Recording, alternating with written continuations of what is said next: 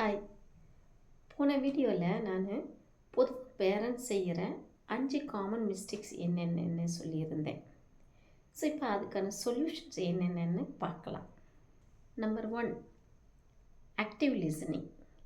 உங்கள் குழந்தை பேசுகிறத கவனமாக கேளுங்க, முழுமையாக கேளுங்க. முக்கியமாக ஐ கான்டாக்ட் இருக்கணும். அடுத்ததாக பார்த்திங்கன்னா வேலிடேட் எமோஷன்ஸ். அவங்களோட ஃபீலிங்ஸ் எதுவாக இருந்தாலும் அதை நீங்கள் அக்செப்ட் பண்ணுங்கள். உங்களுக்கு அதில் பெருசாக உடன்பாடு இல்லைன்னா கூட பரவாயில்ல.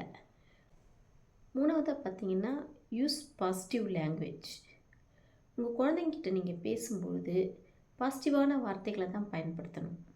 அது மட்டும் இல்லாமல் ப்ராப்ளத்தை ஃபோக்கஸ் பண்ணி பேசாமல் சொல்யூஷனை ஃபோக்கஸ் பண்ணி நீங்கள் பேசணும்.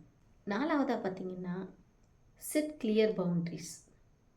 ஒரு விஷயத்தை நீங்கள் இது வேண்டாம் அப்படின்னு உங்கள் குழந்தைக்கு சொல்ல விரும்புகிறீங்க அப்படின்னா அதுக்கான ரீசனை சேர்த்து சொல்லுங்கள். சும்மாவே இது வேண்டாம், முடியாது அப்படின்னு சொன்னீங்கன்னா குழந்தைங்களுக்கு புரியாது. அது மட்டும் இல்லாமல் அவங்க ஏங்க ஆரம்பிப்பாங்க அந்த விஷயத்துக்காக. ஸோ அதனால் என்ன செய்கிறீங்கன்னா, அது ஏன் வேணான்னு நீங்கள் சொல்கிறீங்க, அதனோட பின்விளைவு என்ன, இதெல்லாம் அவங்களுக்கு எக்ஸ்பிளைன் பண்ணி நீ வேண்டான்னு சொல்லும்பொழுது அந்த குழந்தை அதை அக்செப்ட் பண்ணிக்கும். 5வது ரொம்ப ரொம்ப முக்கியமான விஷயம், ப்ராக்டிஸ் எம்பத்தி.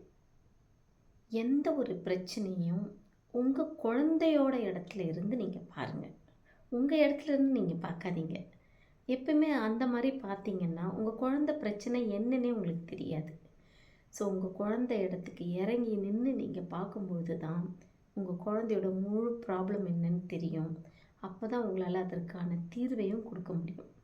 ஸோ இந்த 5 விஷயத்தை நீங்கள் கடைபிடிச்சிங்கன்னா உங்களுக்கும் உங்கள் சைல்டுக்கும் உள்ள ரிலேஷன்ஷிப் அந்த பாண்டிங் ரொம்ப நல்லா இருக்கும். உங்கள் சைல்டுக்கு நீங்கள் அவங்களுடைய கரியர் பார்த்த நல்லபடியாக செட் பண்ண முடியும்.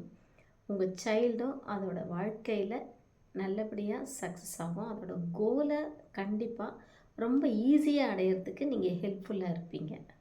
So happy parents. தேங்க்யூ.